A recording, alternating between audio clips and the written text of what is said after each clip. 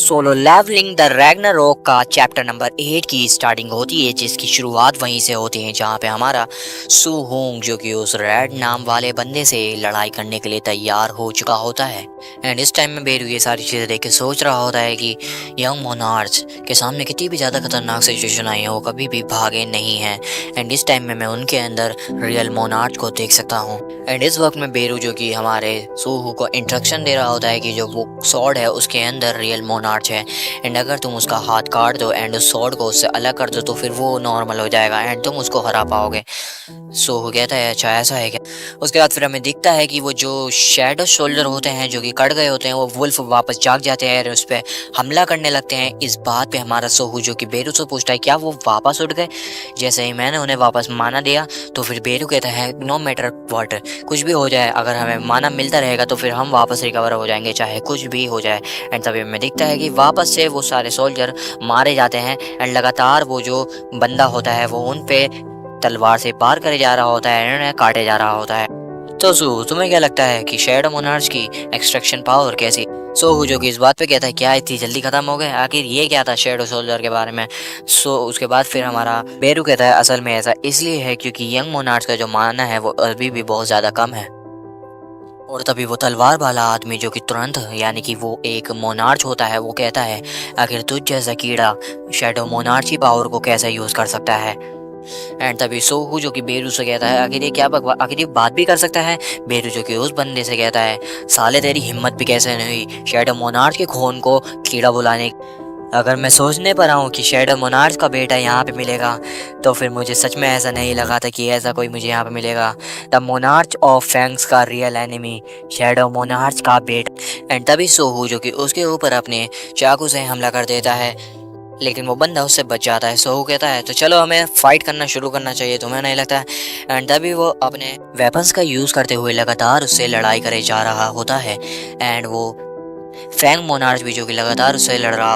सोहू कहता है जैसा कि मैंने एक्सपेक्ट किया था लाल नाम वाले से, वो आसानी से ये सारे हमलों को डॉज कर सकता है, तो चलो ठीक है। एंड तभी वो बहुत सारे वेपन्स का यूज करते हुए उस पर हमला कर देता है एंड लगातार उस पर बजाया जा रहा होता है।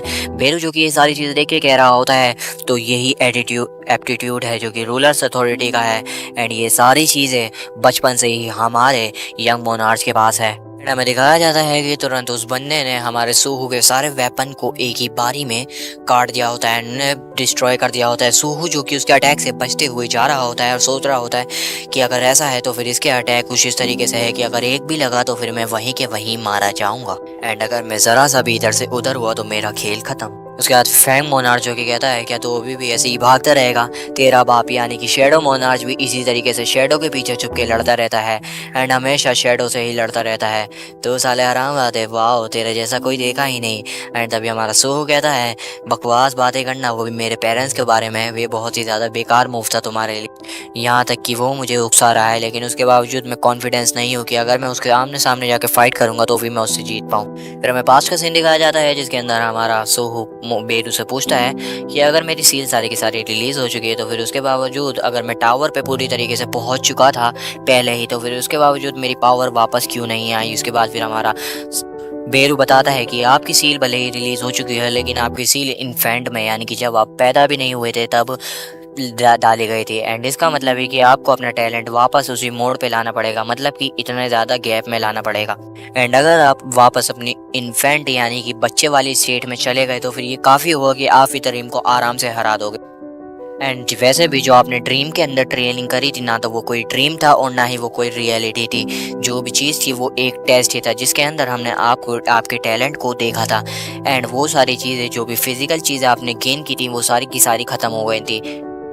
आप टेस्ट पास करते हो या नहीं करते आपकी सारी की सारी पावर्स चली जाएंगी। उस गेम में कुछ ऐसा था। सोहू जो कि उस वक्त में कह रहा होता है तो वो सच में एक गेम, लेकिन इसका मतलब ये नहीं है कि तुमने जो भी चीज़ें वहाँ पे करी थी वो सारी यूजलेस थी। तुम्हें वही फाइटिंग स्पिरिट अपने अंदर जगानी होगी ताकि तुम हर चीज़ में कामयाब हो सको। एंड इस वक्त के अंदर जब वो मोनार्च ऑफ फैंग्स से लड़ाई कर रहा होता है उसे ये सारी फीलिंग्स याद हो रही होती हैं एंड उसके अंदर आ रही होती एंड इसको उस वक्त में वो वाली फीलिंग आ रही होती है जब वो टावर पे था। एंड इस वक्त में हमारे सोहू को जो कि एक बात याद आ रही होती है जो कि हमारे बेरू ने कही होती है कि हम कितने भी ज़्यादा मर जाए, लेकिन हम वापस रिकवर हो सकते हैं नो मैटर क्या होता है, जब तक हमें लगातार माना मिलता रहता है। एंड अब जब उसको बेरू की वो बात याद हो चुकी होती है, तो फिर वो वापस सारे के सारे डॉग्स को सारे वुल्फ को वापस जगा देता है एंड उस पे हमला करवाने लगता है।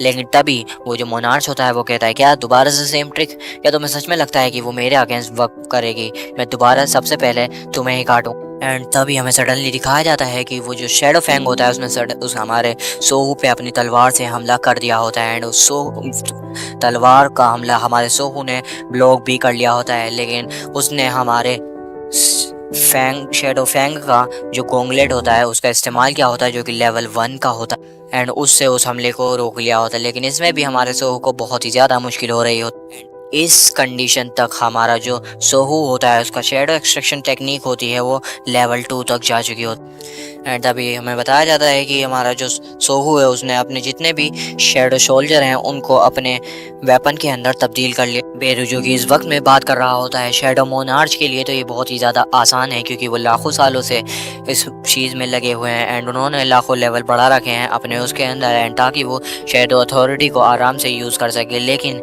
यंग मास्टर के लिए, जो कि अभी लार्वा लेवल पर ही है, एक चींटी से भी छोटे लेवल पे होने के बावजूद उन्होंने अथॉरिटी का इतने आसान से यूज़ किया है कि शैडो अथॉरिटी के सेकंड लेवल को भी उन्होंने बड़े आराम से सीख लिया।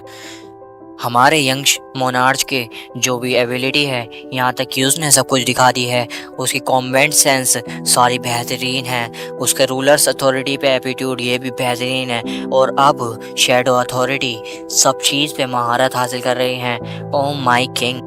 हमारा सूह जो कि लगातार उससे लड़ाई करे जा रहा होता है एंड इस मूवमेंट पे उसने हमारे मोनार्च और फैंग्स पे इतना खतरनाक हमला किया होता है कि वो पीछे जाके गिरता है एंड यहाँ पे थोड़ा सा भारी भी पड़ रहा होता है हमारा सूह हमारे मोनार्च और फैंग पे। और इस वक्त में हमारा सूहू जो कि रूलर्स अथॉरिटी का यूज़ करते हुए उस एक्स को उठा लेता है और उस एक्स को उठा के हमारे मोनार्च ऑफ फैंग्स को काट देता है। एंड इस मोमेंट पे हमारा बेहू जो कि सिर्फ तारीफ ही कर रहा होता है कि हमारे यंग मोनार्च एक प्रोडिजी हैं। एंड यहीं पे हमारा चैप्टर भी फिनिश हो जाता है।